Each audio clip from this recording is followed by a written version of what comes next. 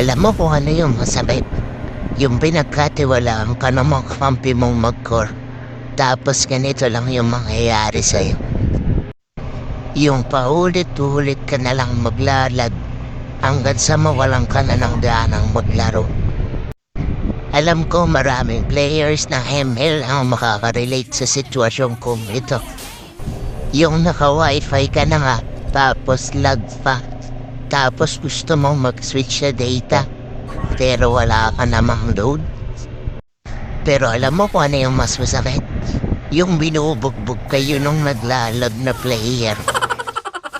Ang pinakamasakit pa ron, bugbog na nga sa'yo, panalo po kami, tapos pogi pa ako. Ay, ang hirap talagang maging pogi, oh.